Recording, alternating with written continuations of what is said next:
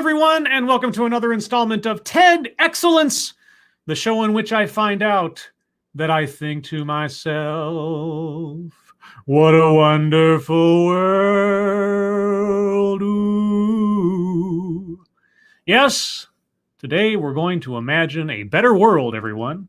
No, not living on the moon with me and Dogcat Fox, but a better world for us all.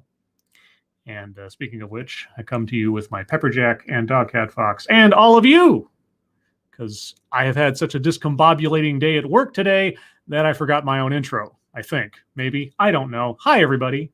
How's it going? And just now, if I can get this working, thank you, tall person. Hoy all, happy Flower Day and happy World Bee Day. Well, now, isn't that a coincidence? Imagine those 2 days falling on the same day. It's a great combination. Does National Peanut Butter and National Jelly Day fall on the same day? Because that'd be great too. I bet it does, doesn't it? Anyway, everyone, hello. We have a TEDx today. A TEDx that I am hoping is actually fun and positive and doesn't melt my brain at all.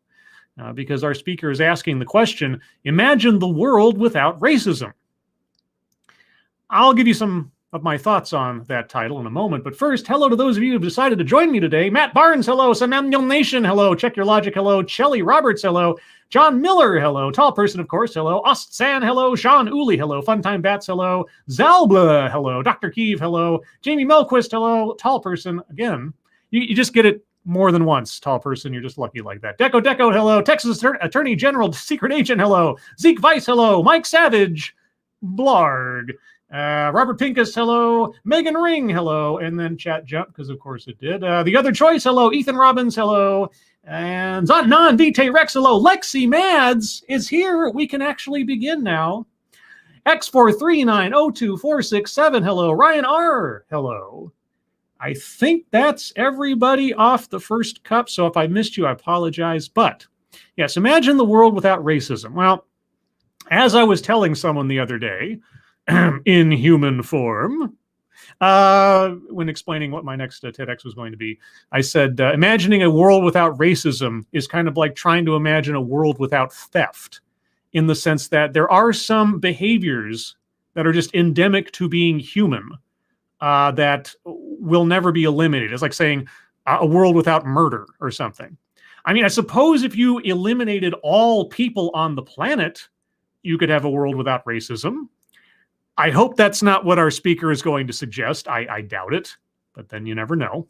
But then again, this could be a presentation that doesn't offer a solution, because the title doesn't tell me anything, and I haven't looked at the description, and I didn't watch it, so I don't know. I'd like to imagine a world where racism is acknowledged when it happens, regardless of which part of the ideological spectrum you're on. I wish we were in a world where skin color was as relevant to assessing someone as eye color or hair color, in that it is irrelevant. It is not a determinative factor in, I don't know, making an assessment of someone's character or worth or anything else. Doesn't matter the skin color, just skin color et al. Irrelevancy. But more and more today, we are told skin color is an identity. Skin color is an oppressor. Skin color is a victim, and on and on. And the more that you generalize people on the basis of their skin color, the more you will perpetuate racism and racist stereotypes, as I lose my ability to speak, which is going to be a really tough row to hoe, since this is very effectively a talk show. Script Doctor. Well, hello, Script Doctor. I don't know. Have you been in the show before? Everybody say hi to Script Doctor. He's here. He's a doctor for scripts. Useless Rebel, hello. And For the Win Nil, hello. Or at least FTW nil. Anyway, with that being said, we'll start off with a few seconds for sound test. You guys tell me if you can hear it. Also, I almost forgot, today's bingo card. Links are in the description. Today's bingo card is card A, as in asparagus. And if you want to know why I said asparagus, well, you'd have to be following me on Twitter for the poll I put up to see which bingo card we will go with on any particular show. Thank you, Mr. Tickle Trunk, for the happy dancing Dogcat Fox. Oh, Dogcat Fox. How are you doing today, Dogcat Fox? Wowie, wow, wow. Dogcat Fox is doing pretty good. Of course, he's always doing pretty good. He's a positive guy. Just like me. So, with that, this clocks in at 11 minutes on the button. You guys tell me if you can hear this, and then we will proceed. As humans, we love variety. Well, I don't know. That magazine has its problems. No? You're more of a Hollywood Reporter kind of person? Okay. You guys hear that? Let me know if you heard that. Doo-doo-doo. Sounds yellow, says some emulation. I can hear it, says Osan. I can hear it, says Dr. Keith. Okay. All right. Well, let's see. As humans, we love variety. Let's take Crayola crayons, for example. Okay, let's. We went from a simple box of 8 to a box of 64 crayons. Oh, my God. And then we went from, what was it? Super Nintendo to GameCube. Oh, my gosh. Doubling it up every time. Oh, man. It's Nintendo 64. Okay, how many of us never got that big box of crayons? I am still mad at my parents for that. Really? Okay, well, I'm going to count that as a childhood or family anecdote. So go to the bingo card, circling free space. And where is that one? Here it is. Just under the G. Childhood or family anecdote. Okay. I'll tell you, I'll be honest. It has been so long since I have actively used crayons. I don't recall crayon jealousy. I may have had it at some point when I was a kid or desired more crayons, but did I ever have the super box? I think I did have a super box at one point. I think I did. So I had that wish fulfilled if I ever possessed it. What about pets? Well, cats. I'm a cat person. I was raised by cats. I've told that story before. So yeah, I know some people keep veritable menageries in their homes, but I'm basically just a cat person. I am a dog lover. Uh-huh. And I can still never decide which one is the cutest. Uh-huh. Floppy ears or pointy ears? Uh-huh. Smooth fur or fluffy fur? Uh-huh. I do think we can all agree that furless dogs are pretty special. Did you say fearless dogs or furless dogs? I don't know. We not only accept variety, many of us thrive on it. Uh-huh. Except when it comes to humans. Well, I don't know. Go ask someone who's promiscuous. We have yet to accept that humans also come in a wide variety. Excuse me? We what do you mean we? What? Okay. I really had hoped this is going to be a really sort of, engaging, just positive thing. I'm getting my spidey senses tingling. Do tell. In fact, each attribute of a human comes in a wide variety, whether that attribute is height, short, tall, or a million heights in between. There aren't a million heights in between. Well, I mean, unless you want to get it down to like the nanometer or something, I suppose there could be. Or hair, density, pattern, type. Uh-huh. Or eyes, ears, nose. Choose a feature, and I'll show you a wide variety of that feature. Yes. And so what did you say? We as humans haven't come to accept a variety of people. I think whether you accept it or not, it is just reality. So unless you're a complete, I don't know, agoraphobic or something, yeah. However, one feature of humans has been given very special consideration. Feet size, because everybody wears shoes. Right? Right? In America, this feature has been used to justify the killing and marginalization of millions of people across a span of over 400 years. Ginger hair. Oh, wait. No, I have a feeling 400 years. That tells me right away. Thank you, Chicago Mike. Hi, chat, at work and have to watch later. Also, hi, Scribe. Hi, Mike. Hope you have a good day at work, or at least a, not so stressful day at work. Okay, tell me what that very special feature is. I couldn't possibly guess. That feature is skin color. Dun, dun, dun! Yes, skin. Really? The organ. I don't think the mechanism of the skin being an organ is what you're talking about. I have a feeling. As mammals, we have skin, Yeah. not fur. Yeah. So those furless dogs are like, don't judge me because you have a lot of skin going on there. Okay, so you were saying furless dogs. Okay. All right. So, Hope is slightly springing back. So are we just going to talk about the irrelevancy of skin color, right? That it's just skin, right? Hopefully, please. But skin, let's talk about skin. Yeah, okay. The color of our skin is derived from our ancestors. Yes. On a genetic level, that's true. Yes, okay. The closer our ancestors were to the equator, the darker the skin. Generally speaking, yes, okay.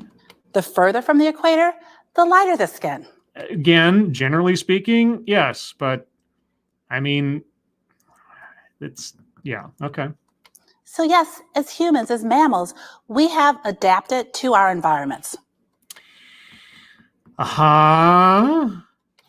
So exactly when and why did this skin, this organ, become so relevant and significant that we actually used it to categorize and assign value to people? Golly gee whiz. I'm sure that hasn't happened in one way, shape, or form for a very, very long time. Thank you. This is Kyle. Hello, chat people and scribbles. This lady is already getting on my nerves. I don't know where she's going. I'm holding out hope that she's working towards let's make skin color irrelevant. If everything leads to that, I'll be a happy boy. Well, I began asking myself questions about race when I began leading an organization whose mission is to eliminate racism. Wait, you didn't start asking yourself questions about race until you became the leader of an organization who's trying to eliminate racism. One would think you'd be asking yourself such questions before that. Anyway, okay. First off, good goal, never going to achieve it. Like I said, there are some behaviors in human nature that are just kind of there, and dividing people up, conquering people, etc., diminishing others to raise yourself up, regardless of what metric you use to do that, is just kind of human nature. And racism is one of those things. So I wish you all the luck in the world, but it will be a forever struggle, which, some things just are. It's like eliminating murder or something. Otherwise, there wouldn't be police around. So, of course, I want to be successful at my job. So I asked, okay, how are we actually going to eliminate racism? That is a very good question, and I would really like to know the answer to that question. Before we get there, let me go back to the bingo card and check this real quick. Collectivizes own demographic. She hasn't done that yet.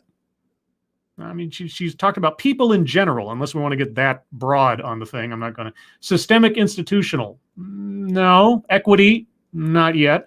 Diversity and inclusion. Not yet. Plays victim. Not yet. Microaggressions, unconscious bias. No. Privilege. Not yet. Contradicts own point or argument. Don't know what it is yet. Patriarchy. No. Weightless example. Hasn't given any. Wage gap. No. Feminism. No. Marginalized, marginalization. Oh, she did use that. Yeah, she did use the word marginalization. That's correct. Okay. Circling marginalized, marginalization. A list. She did list off the portions of what hair is made of, the texture and all that stuff. So circling a list.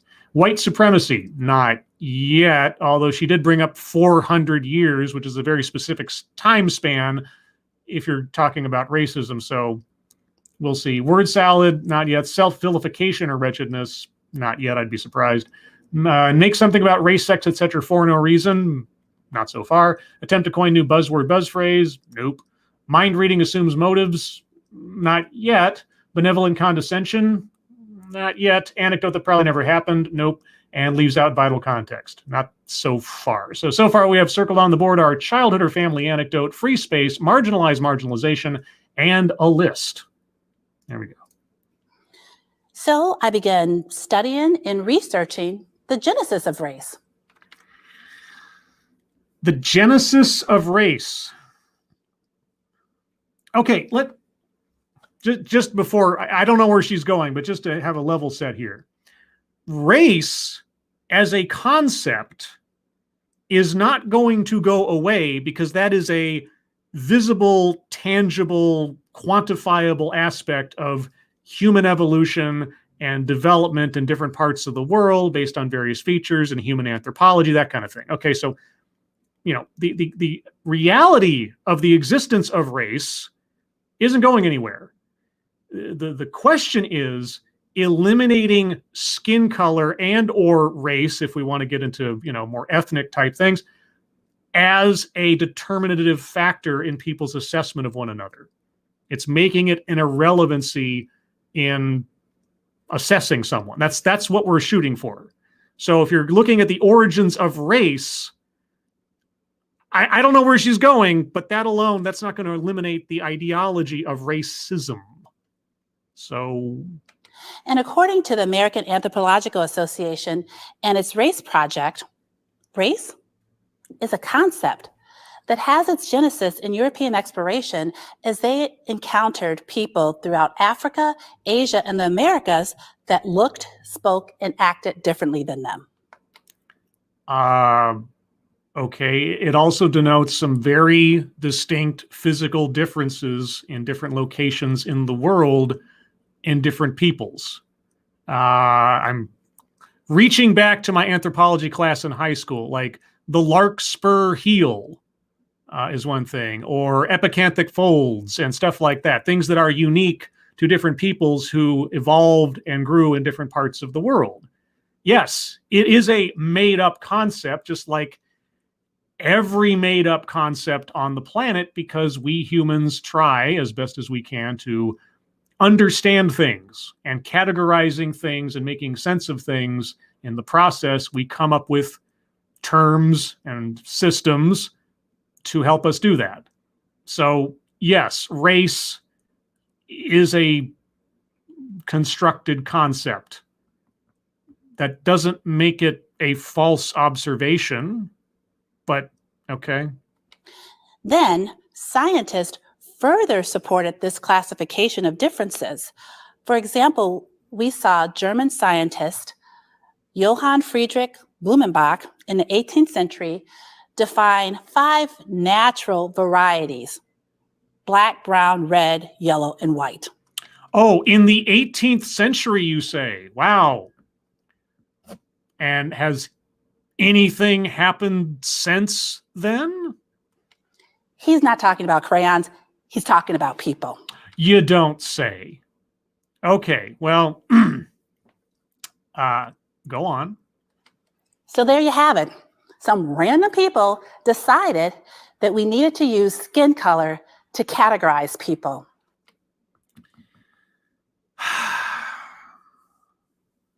So, prior to, what was his name, Blumenthal, or whatever she said his name was, prior to him, no one in the course of history had ever categorized, divided, or assessed people on the basis of their skin color. It wasn't until the 18th century. Okay, maybe it was given a more scientific bent in a kind of taxonomy in the 18th century. But the concept of race as dividing people up by skin color, which is exactly how it works these days. That was first created by some random guy in the 18th century. Okay. That categorization ultimately became the construct of race. And this has had significant impact on our society and the well-being of millions, if not billions of people throughout history. Okay, so again, hopefully we are moving to a point where you're going to say, let us go backwards, sort of, to a time where skin color didn't matter or wasn't relevant to people. I don't know if there ever was a time where that was the case across the world, but if we can move towards a more, close to that state, I'd be a happy guy. Thank you, Mr. Tickletrunk. As an artist, I cannot stand for this crayon hate. Well, I don't know what would be the crayonism, like waxism, colored waxism, or waxes of color. WOC, is that it? I don't know. Thank you, Mr. Tickletrunk. Okay, so the fractured history lesson aside, we are moving towards a proposal that we make skin color irrelevant. Yes, please? Now, as we sit here in 2021, I have to ask, is this what we want to continue? Okay. Again, you're going to have to distinguish between simple scientific observations of human anthropology and an ideology that assesses someone's worth on the basis of their race. These two things are separate from one another. All right. Observations about the world we live in and the reality of things does not inherently lead or mean a hatred or a, elevation or denigration of just an observation. Okay. Now, whatever thinking was behind the classifications in the 1800s, not really the point. Are you trying to eliminate simple human anthropology as a science? Or, the taxonomy of evolution in some way? I'm getting confused. Thank you, Non-Vitae Rex. Maybe gross oversimplification should be a space on the board. Maybe. I don't know. Or maybe like broken history or something. I'll think about that one. But so far, she's leading me to believe that she's arguing for ignoring scientific reality of just observation, not assessment. That's different, but just observation as eliminating racism. Do we still need race to categorize us? On a scientific level, as an observation of reality, yes. It's not about categorization in that regard. It's about categorization of worth, value, etc. Okay? That's the issue. You need to separate these two things from one another. Racism is not science.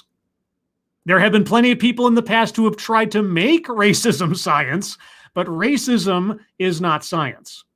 Human anthropology is science. Two different things. I wish we could get on the same page here. Did we ever really need it?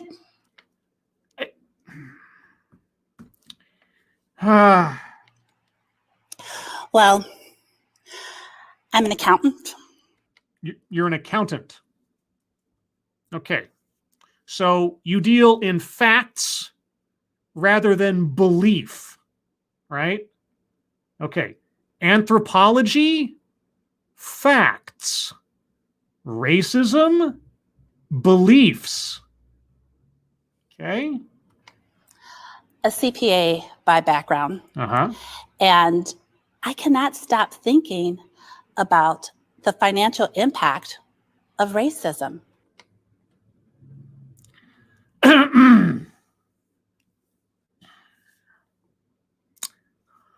Okay, that was a 90-degree turn from where I thought we were going. Do tell. A recent Citibank study showed that if key racial gaps across education, wages, housing, and investment were closed 20 years ago, we could have added $16 trillion to the U.S. economy. Okay, first off, going to the card for wage gap, circling that one. And Citibank. I did a video maybe a year or two ago now. That's probably longer because my memory, but where a discussion panel from Citi, the sort of umbrella company, was talking about how they were undertaking an initiative to hire people on the basis of their skin color. I'm making it a much more blunt assessment of that discussion than they did because it was all couched languaged or sometimes not so couched. So you'll forgive me if one study from Citibank estimates what might have happened if things were different. But moving on.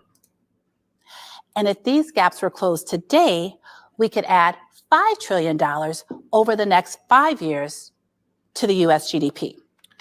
Okay, so setting aside whether those numbers are accurate in this universe or an alternative one, are you making the argument of a profit motive to eliminating racism?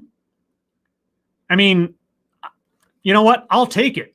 If increasing wealth will eliminate people assessing each other on the basis of skin color, I don't see a downside, but I'm just curious as to if that's where we're going. So you have to think, if you could add $16 trillion over the last 20 years, what could you add over the last 400 years? I have absolutely no idea. And you know what? It is pretty much a pointless exercise because I can imagine quite a bit, as Han Solo once said. For example?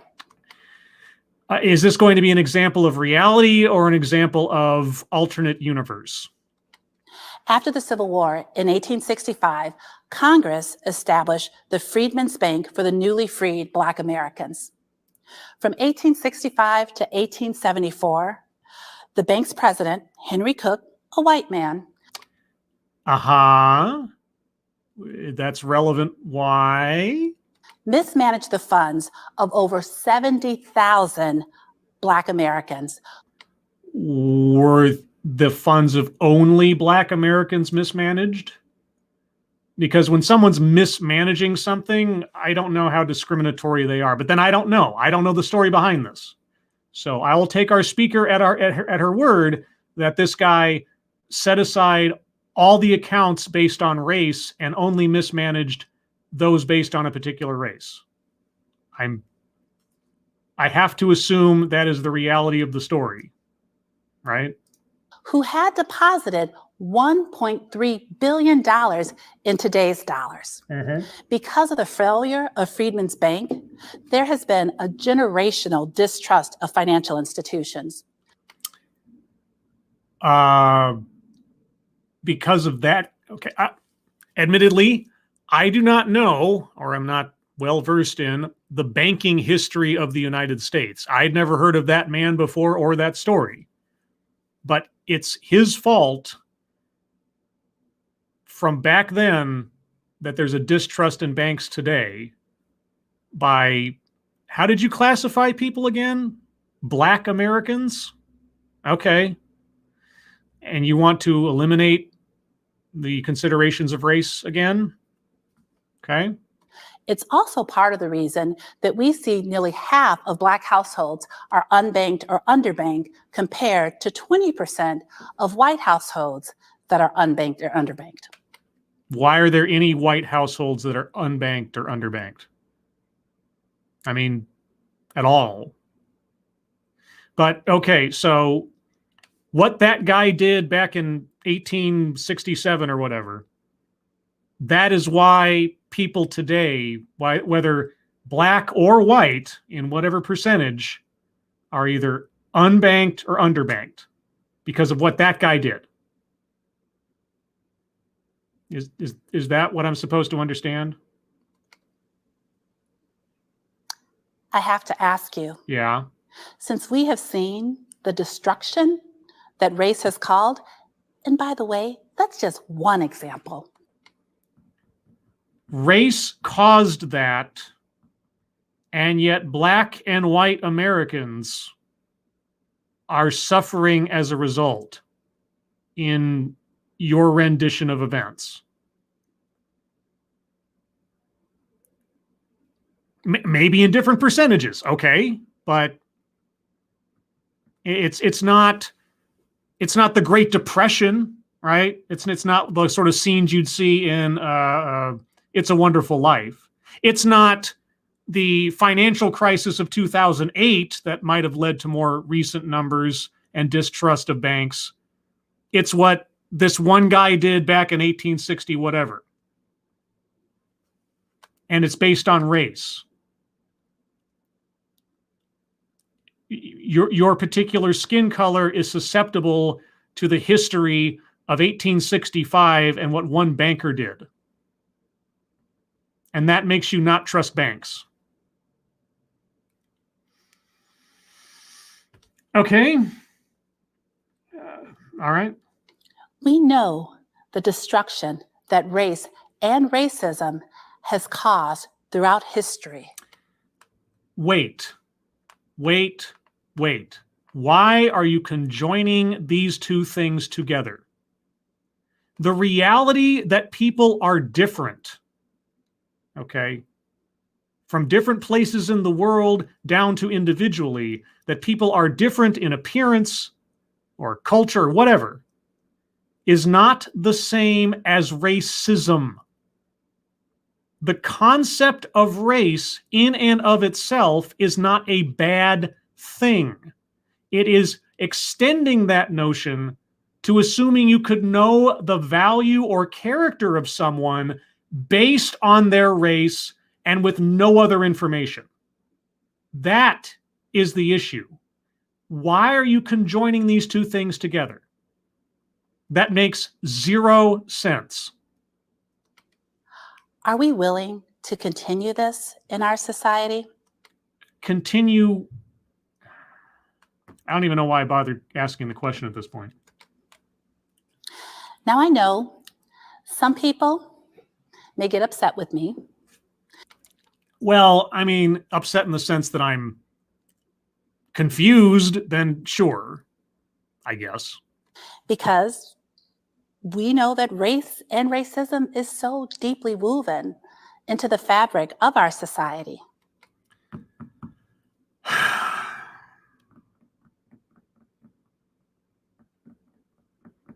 I know. I'm just going to be a broken record here. So I'll just look to my previous comments and just insert what I would say. People will ask, what about our identities? Yeah, what about your identity? You know, your name, absent anything else, because those are not identities. What about our culture?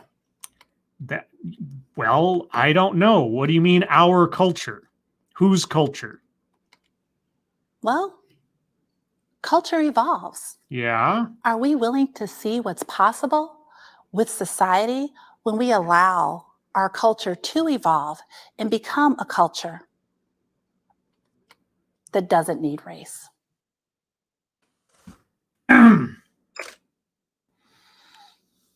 Okay.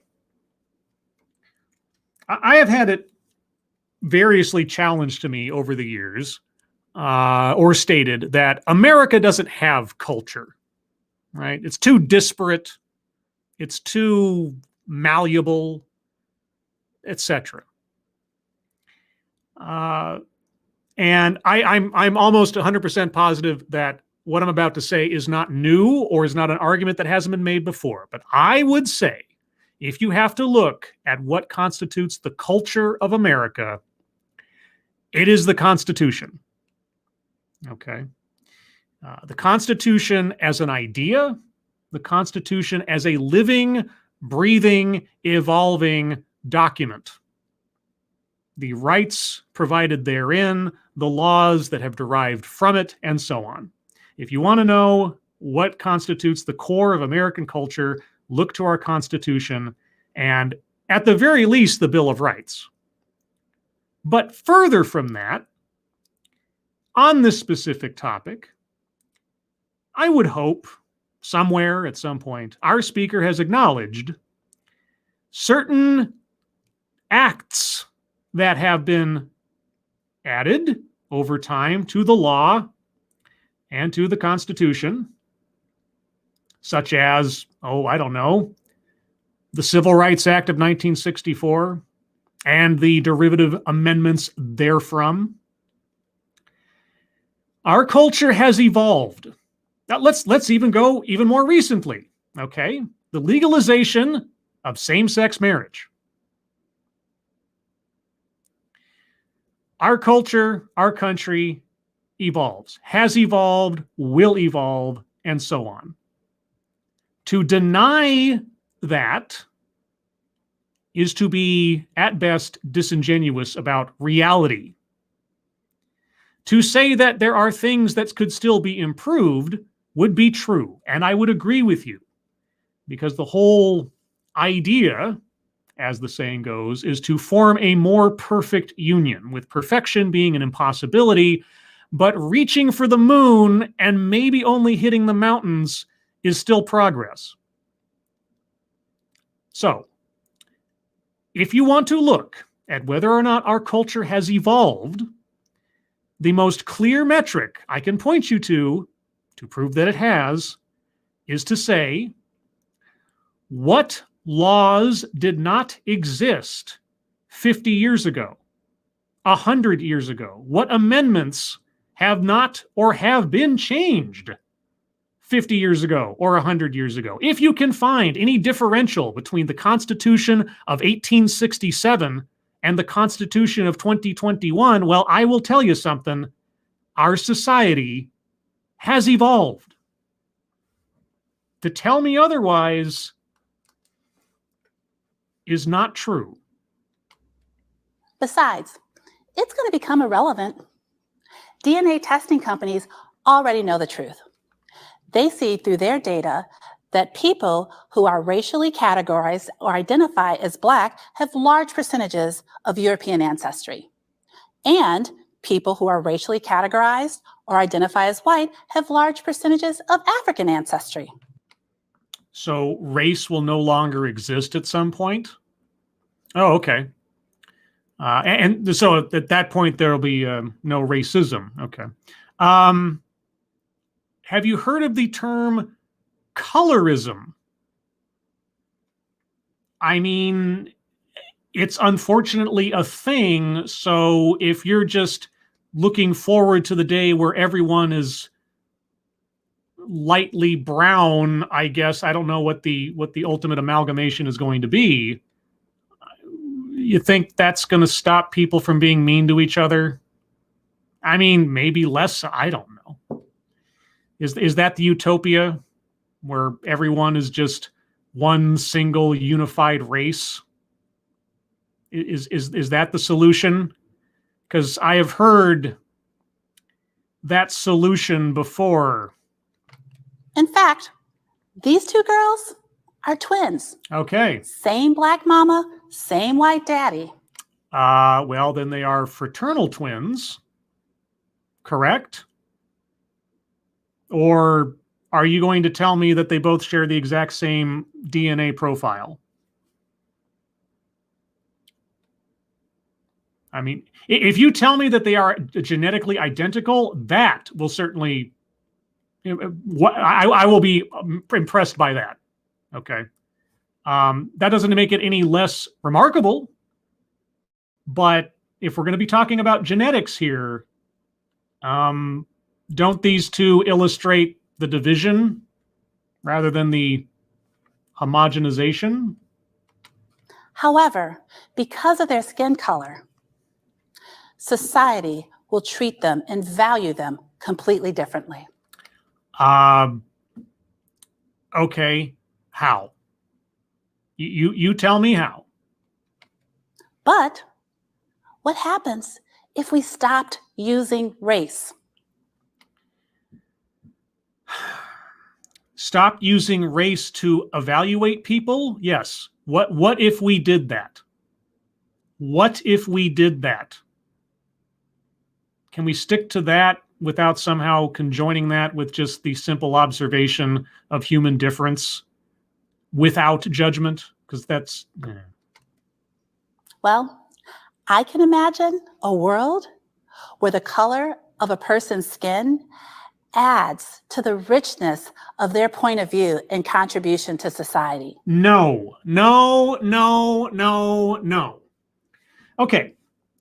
Either you're going to assess someone and what they think, what they say, etc., on the basis of their skin color, or you're not. All right. Skin color is either an irrelevancy or you're going to use it as a value factor. And what you have just done is tell me that you want to use skin color as a value factor to either elevate and or denigrate someone on the basis of their race. Okay, so we're going to the card, contradicts own point or argument. No. You are either arguing for the elimination of skin color as a determinative factor in someone's assessment of value or place in society or whatever, or you are not. You don't, no. I'm sorry, doesn't work. For example, because I have darker skin, you can tell that my ancestors came from Africa, which means we're closer to the equator, which means my hair is thicker to protect my scalp from the sun. Yes, and those are observations of reality. Those are observations of human development across different places across the world. That says nothing about who you are. It just simply describes what you look like or where your genetic ancestry most likely came from, if someone wants to make that assessment. But you could be a carpenter. You could be a serial killer. None of these things are noticeable on the basis of your skin color, your hair type, and so on. That's part of human anthropology. Okay? You're conjoining them, and I'm not trying to sound like a jerk here. Well, in America, there has been a Black hair product renaissance as women of African descent, Black women, have fully embraced all of their natural hair and exploring all kinds of styles based on their hair types. In fact, the hair product industry has been seeing tremendous growth. Nielsen data showed that Black Americans spend over $470 million a year on their hair care. Wait. You are advocating for the elimination of race. I mean, just across the board, the concept of race. But now you're extolling the economic benefits of a racial demographic needing special hair treatment. What? Have I? Okay. Have I lost it here? Seriously, am I making a misconnection here? All right. Am I conjuring up a contradiction that didn't happen just now?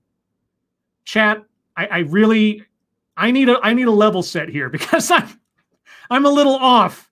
We've gone over 8 minutes or so of her telling us that the world would be better off if we just eliminated the concept of race. But now we've gone over to her highlighting the fact that a specific racial demographic has led to a renaissance of economic prosperity.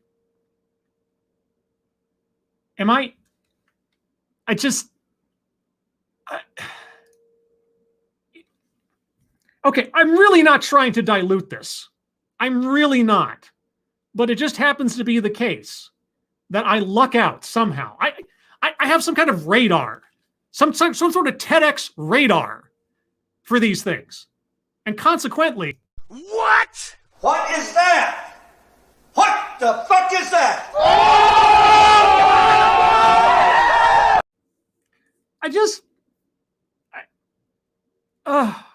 Okay. Okay, there's only a couple minutes left. Oh, man. and another $465 million a year on skincare. I thought we were going to try to use profit motive to eliminate. So can you imagine what is possible when you cater to, understand, and support the variety of our differences? What? But you just said we need to eliminate the consideration of the variety of our differences. You said we need to eliminate race. The concept of race needs to go away. What?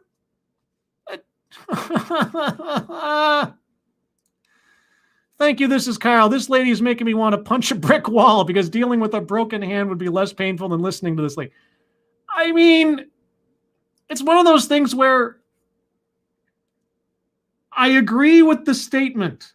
I wish people would stop being racist. Doesn't matter who is doing it, to what demographic. Just stop. Or can we at least diminish it down to like where it's as popular as smoking is these days or something, because I know it's never going to go away, right? Like I said at the top, there are some things about human behavior one to another that are probably never going to go away. And that is hatred for difference, whatever it might be. And the easiest one is skin color. So yeah, that's not going to go anywhere. But can we make it at least ridiculously unpopular? Sort of like how the KKK just became a joke over the years and is now a non-factor in life, except for when some assholes decide to do something violent, where that is actually shunned by the majority of society and the law and the police and so on, But how she has tried to argue her point. Pantone, a color development company, actually identified 110 skin tones. So Pantone is contributing to the concept of race. So you're going to tell us to boycott Pantone, right? By scientifically testing a wide spectrum of skin types. Wait. A scientific process by which skin colors are categorized. So,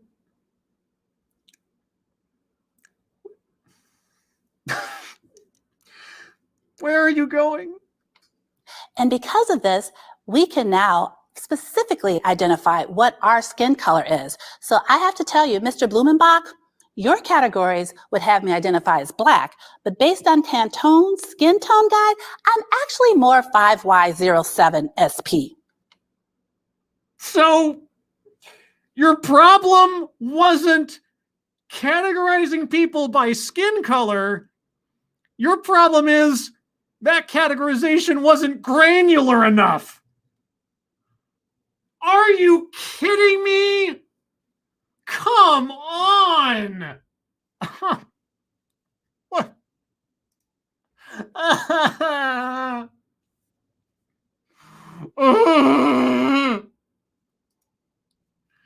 Thank you, Mr. Tickle Trunk, for the happy dog cat box. I needed it.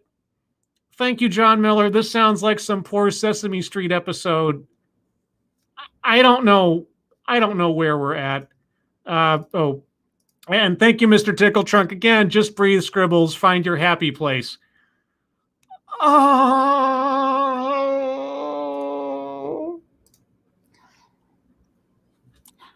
I know some people are going to get upset with me. What? Yes.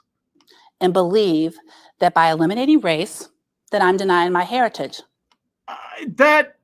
That honestly never occurred to me throughout this entire. No, that never occurred to me. I don't know what your heritage is. I couldn't possibly guess just by looking at you. You know why that is? Because I'm not a freaking racist. I am fully aware of my heritage. Okay. And I love every single bit of it. But I'm no longer willing to accept one factor of my identity that actually causes division and harm. Okay. All right. On that completely out of context point, You or I are on the same page. But it's not the factor that is causing that. It is the ideology. It is the belief that skin color somehow assesses people's worth, to put it very simply. It is not the fact of your skin color that does this. Your skin color, my skin color, does not possess any supernatural powers. It's the ideology that causes the division on a societal level. On a taxonomic level, or whatever the word would be, because my brain's on the fritz right now, that will always be the case. And you just highlighted and actually promoted it from Pantone. So that's not going anywhere. Fact versus belief. So I can imagine a world without racism. I can imagine a world where people are proactively choosing to value the color of our skin. What? And not use it What? for further division. What? That is the exact opposite of what you... No! No! What? What is that? What the fuck is that?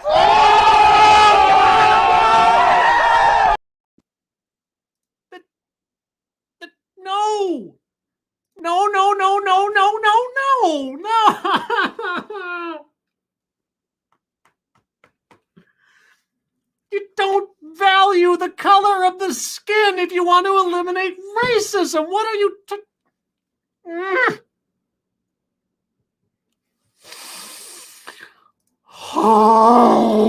harm. I see a world where people's skin color is part of their identity and individuality and adds to their beauty and their uniqueness. You don't make skin color an identity and then say individuality. Excuse me a moment.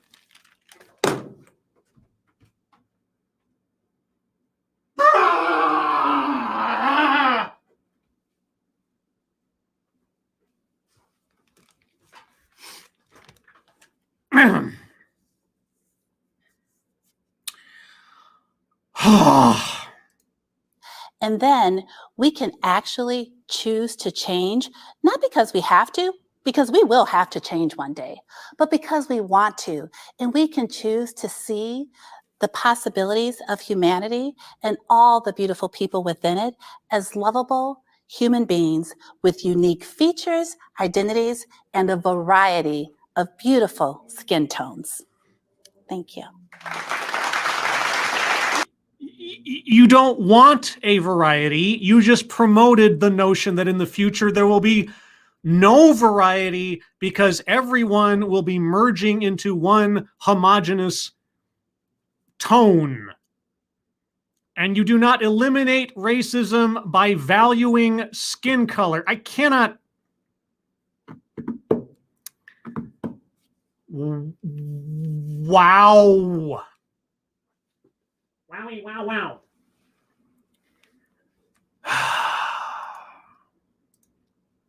Thank you, Mr. Tickle Trunk. Here, this is for more pepper jacks. I have the feeling you'll need it soon.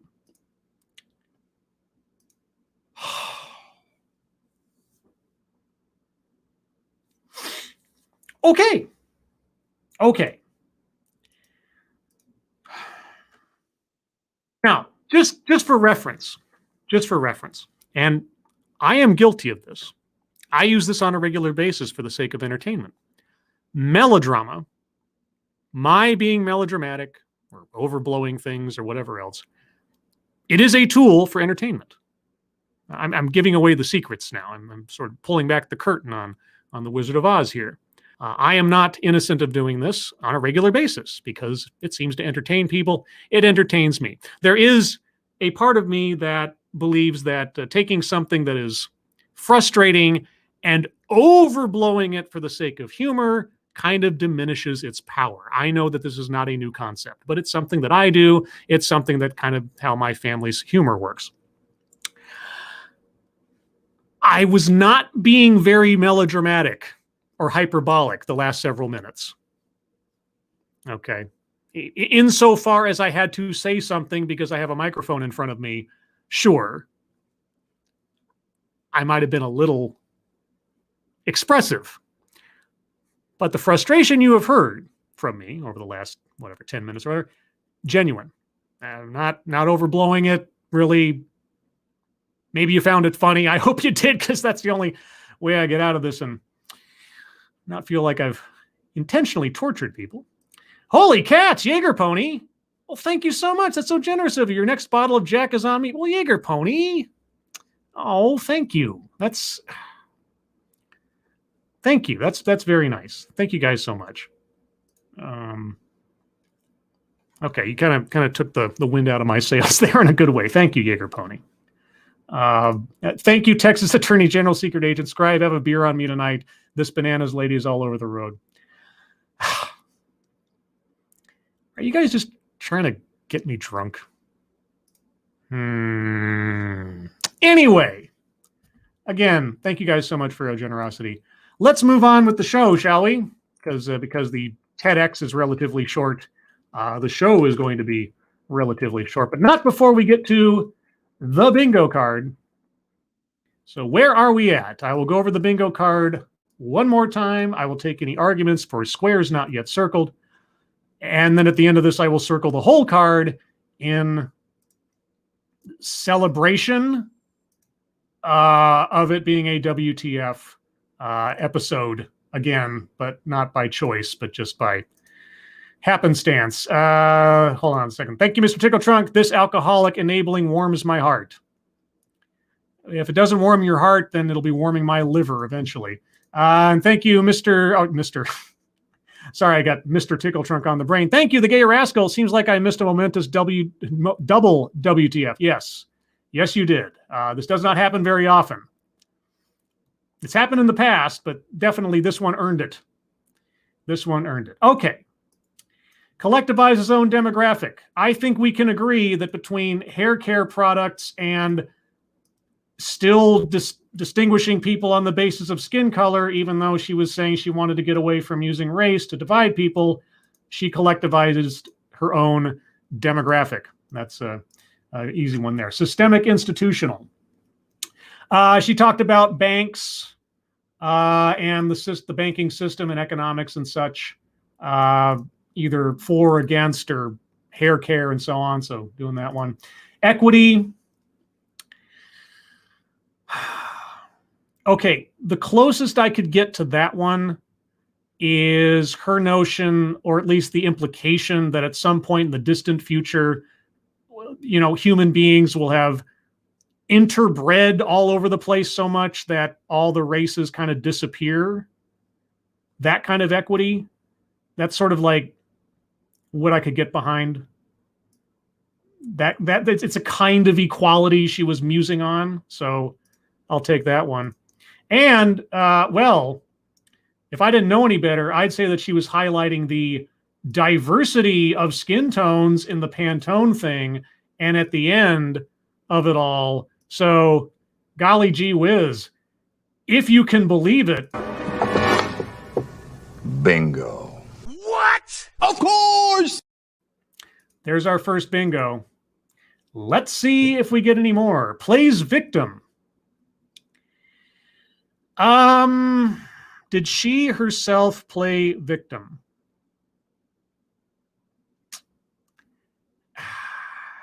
By extension, and that is not a hair pun, though I will take it, technically. I don't know why I'm struggling with this one so much. I'm going to move on. I'll sit on it. I'm sure somebody will have a good argument for me that will tip me over. Microaggressions, unconscious bias. Well, she talked about, the twin girls. One will be treated differently because of their skin color. So somewhere in there, unconscious bias is certainly going to be an argument, even if it wasn't made specifically. Privilege. Again, she made the comparison between white people being banked versus black people, and how this girl will be treated versus that girl. So yeah, I'm going to do that one too. Patriarchy. She never really mentioned gender, at least not in the sense of, comparing, contrasting power levels or something. So now, weightless example. I mean, the whole banking thing, the guy in 1867 is why people on different demographics are underbanked today, and the history lesson thereof. That didn't carry anything at all. And it was so cursory an explanation. No. Feminism. I know she talked about women's hair care products, but that does not constitute feminism.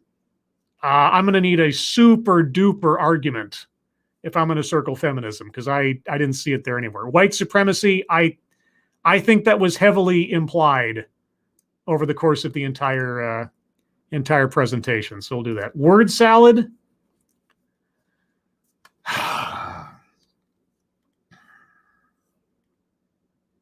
Okay, and this is why I'm struggling with this one. I understood what she was saying, right? I don't want to circle it because she contradicted herself so mightily. That's what we have the contradicts on pointer argument for. If you took her statements by themselves, they were not indecipherable. Putting them alongside one another, yeah, it's contradictory all over the place. Does that mean word salad? No, I didn't get to a point where it was just babble. That's where I'm at on that one. Again, everybody listening, I will look at the chats shortly. I'm concentrating on this right now. If you have arguments for squares to be circled, hold on to them for a second. We'll get there. Self-vilification or wretchedness? No, at no point. Make something about race, sex, etc. for no reason. I am going to circle that. You know why? Because she made this whole thing about race, the fact, and not racism, the ideology. There was no reason to bring up the observable, objective fact of human difference when arguing against racism. So that is why I'm circling that one. Because there was no reason to do that. There was never an explanation as to how or why you would do that. Attempt to coin new buzzword, buzz phrase. I did not hear anything new there. I didn't hear a new phrase. I wasn't caught off guard by a new rendition of something. So unless somebody's got something, I got nothing. Let's see. Mind reading assumes motives.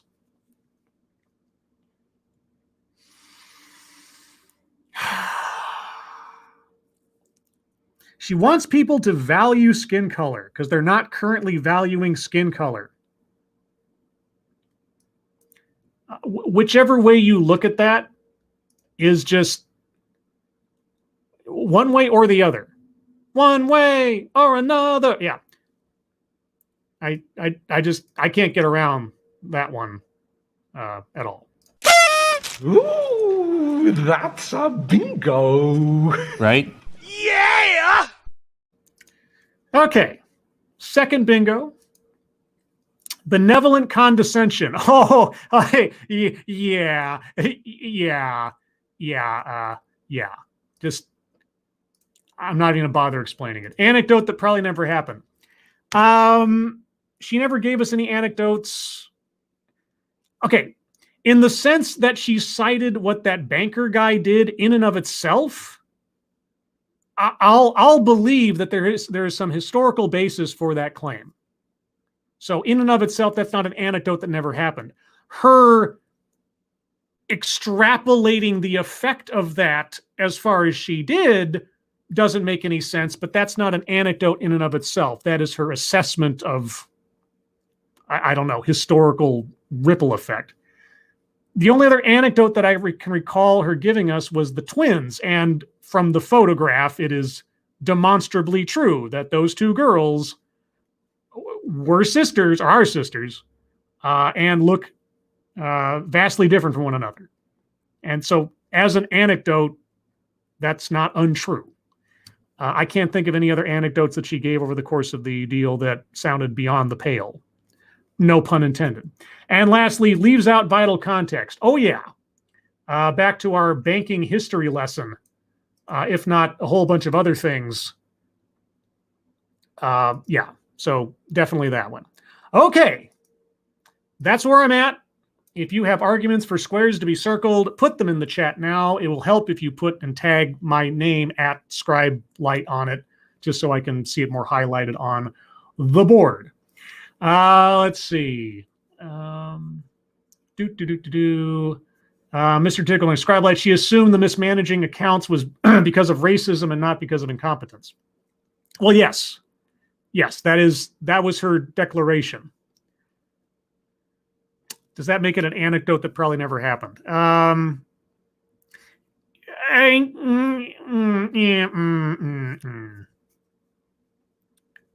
See, and that's where sort of like the bridge between anecdote that never happened versus leaves out vital context, because she left out vital context in that story, because I'd have a hard time believing that mismanagement for that one guy was specifically on the basis of, I mean, I don't know the history. I don't know the history. So, but I just, yeah. Anyway, X4390247 plays victim. I know people hate me for this, but oh,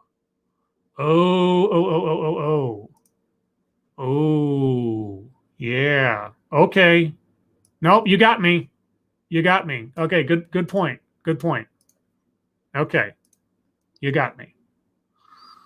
All right. Good call. All right, moving on.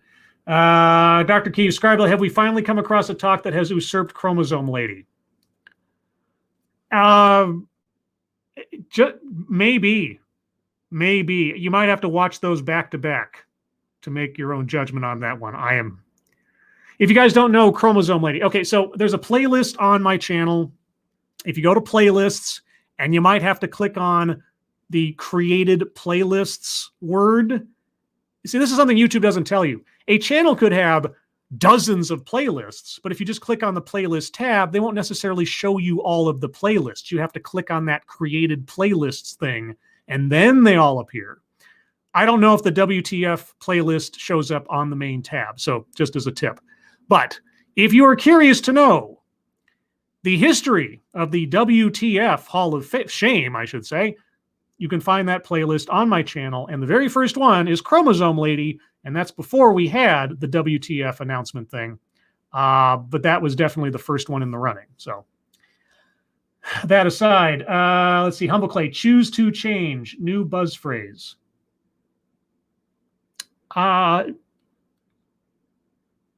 Okay, I will believe you that she said that, but it did not at all stand out to me as something that she was pitching like a book title or something. So, yeah, no, I don't think I can call that a new buzzword buzz phrase. There has to be something a bit more oomph to it, you know. And I always say it's like if they predicate something by saying this is something I like to call, you know, fill in the blank, then you got a buzzword buzz phrase kind of thing. Or if they introduce a new concept. I didn't hear that here. So Texas Attorney General, word salad, where she was babbling she is a specific black skin tone over just black, thanks to some dude from the 18 whatevers. I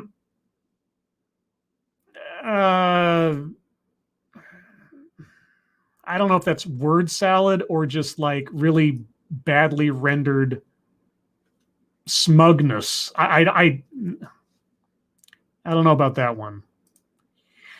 Let's see. X43 anecdote that probably never happened. The crayon thing, pretty sure she made that up.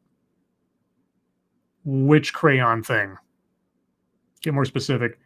Let's see. Gay Rascal, Dr. Keefe, really, I think of the Chromosome Lady as the Mount Olympus of TED. I mean, if not replacing this definitely comes in a close second. You know, I mean, you can't really replace Chromosome Lady. It's a whole other level. But this comes pretty close. This comes, I think, closest than any other WTF short of Chromosome Lady. Mike Savage, I'm thinking arguing with myself on the word salad one. The entire thing was word salad. I can't. Yeah, I can't make that call. I can't make that. I mean, in that sense, that's the WTF. That's the big circle over the whole thing. So, Dr. Key, may I shill your merch store in the chat? Well, sure. Heck knows. I always forget to. Hey, guys, I have merchandise. There's TEDx t-shirts in the link below. Or I haven't made mugs of those yet. I don't. Did I? Maybe. I don't know. I think the graphic might be too long to fit on a mug. I think that was the problem. And Pepper Jack t-shirts and mugs with my face on them and all types of stuff. There's even a COVID mask that says "Got it" on it. I don't know that you'd want to wear that, but it's there if you'd like it. Let's see. Lexi Man, still being mad at her parents over the crayon box. She definitely isn't mad at her parents. Come on, Scribelight. Okay, you know, just primarily because it's not going to make a bingo, and at this point the whole thing's going to be circled anyway. I'll toss you that one. I'll throw you a bone on that one. So there you go. Yeah. Okay, and my brain is suddenly blank. That tells me something, guys. I'm going to call it here. I think we've had enough, and now the ceremonial and distinctive circling of the card to denote a WTF. Yes, friends, we have a WTF. What? Yes, it makes a bingo. How did anecdote that never happened make a bingo? There's no bingo there. What? Okay. I don't know anymore. My reality has gone away. I'm done. Everyone, thank you so much for joining me for this one. Heaven knows I could not have gotten through it. I would have stopped this. If I was watching this by myself for some reason, I would have just stopped after like the first major contradiction. But with you guys here, I forced myself through all of it. So with that, everyone, thank you so much for joining me. Moderators, thank you for keeping an eye on things. Even though everyone is so well behaved, you have very little to do. Everyone who donated, thank you for your generosity. I say it all the time, and I always mean it. I do appreciate it. As some of you know that follow me on Twitter, I do my best to pay it forward. That's where that P sound came from. Okay, I'm not going there either. Anyway, thank you so much for your generosity. And if by any chance you'd like to hear more from me or Satsu 2 Cents, you can find the both of us tonight on this channel for The Lords of the Night at 6 p.m. Pacific, 9 p.m. Eastern, when we will go over the news of the day, news stories you submit, what we've been up to on the internet, and then your questions and comments. Everyone, again, thank you so much for joining me for this one. I hope your sanity recovers. I'm going to go work on mine doing so. And until next time, I hope you're all safe and well. If you're not well, please get well soon. Bye, everybody.